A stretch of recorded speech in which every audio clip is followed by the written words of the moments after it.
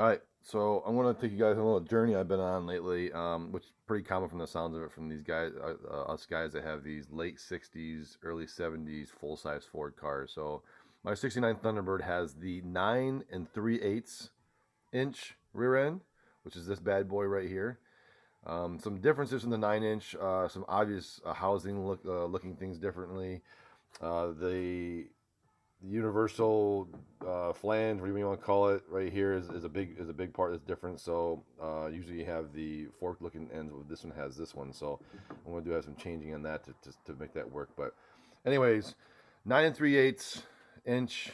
They're a little beefier housing, a little beefier bearings from what I understand, but it's only a 2.8 ratio. Um, and guys kind of don't like them for whatever reason. I'm just going completely on what I'm reading on the message boards and forums and stuff. So mine had a little bit of an issue. Where'd it go here? Let's see here. Just a small problem with one of the pinion gears. It decided to explode. So I don't have that anymore.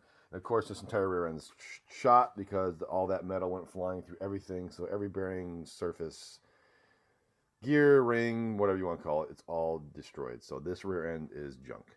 So I did some research, and everyone says you can just throw a 9 inch in here, bolts right up, no problems. Make sure you get the right spline. So I have, I have the 31 spline axles on this one, which look kind of nice. This is a full size Ford car, so it kind of makes sense to have a 31 spline. So as long as I find a 31 spline 9 inch rear end, it should bolt right up according to everybody in the message boards. Now I haven't done this yet, so you guys are gonna come along with this journey with me to see if it's a real thing or not. So I picked up this off the Facebook. This is a 9 inch rear end. The guy wasn't sure what it was coming out of. He's like, it was late '70s.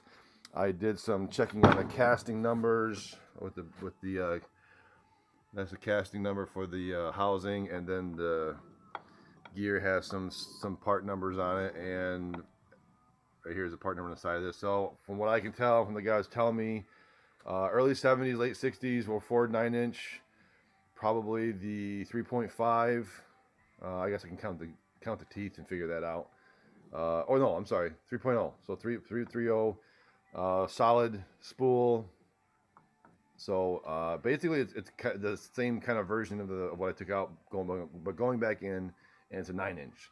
So like I said, the yokes are different. So this is the yoke on this one right here, kind of the more normal one you're used to seeing, and then this is the yoke on the one that came off. So I think I should be able to just swap these. I already measured them. They're about the same length, so I should be able to just flip-flop these, put this one in this, and throw it in the car. So I'm going to do that and then see what happens. All right, so here's my cleaned out center member here, all clean and spanking new. Obviously I exploded my third member, so I had chunks of metal and all kinds of good stuff in here. So it's all cleaned out now. And I want to show you guys something. These notches that are cut out of the front of the housing there. There's a notch there, and then there's a notch down here. So basically, if you're trying to put a 9 3/8 into a 9 inch, you would have to cut those notches out of your housing to make room for it. But again, I'm going by what all the forums and message boards are telling me, that a 9 inch will bolt right in here. It's got a 10-bolt pattern. I got a new gasket on it. I just bought it all the same for like $8. So I should be able to just go grab that 9 inch and slap it in here, and it should bolt right up. So we'll see if that's a true thing or not.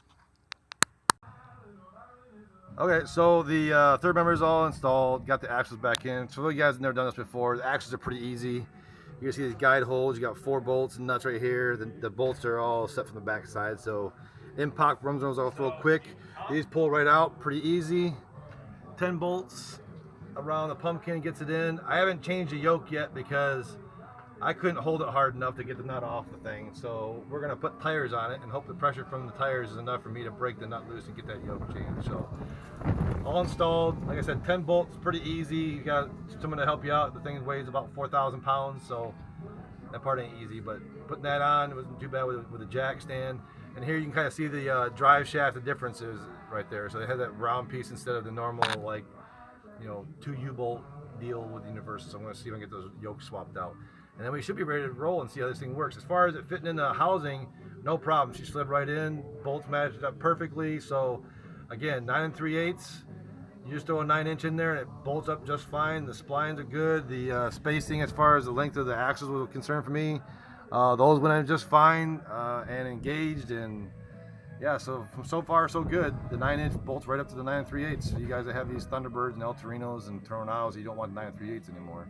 So a little bit more work, and I'll give you a shot when it gets finished. All right, so a little trick I got kind of figured out finally. So these yokes are pressed on here pretty good. This should just be a splined shaft on the gear shaft there, so it just should be pressed off. This is a tool I have for pulling brake drums off of old cars.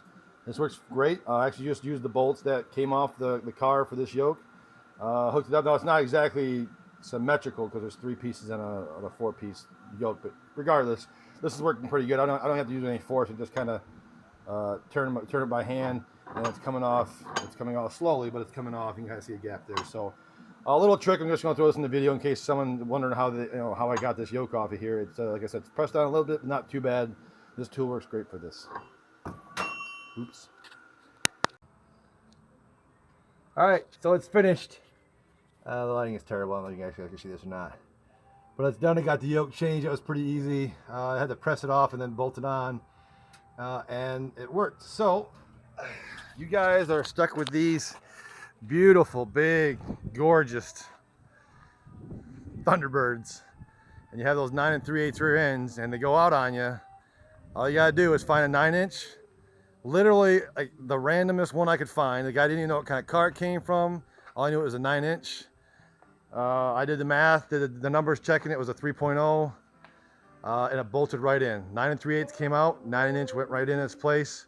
No problems, I took it for a test drive already, gunned it around the neighborhood a little bit, and she purrs like a kitten. So there you go, proof positive.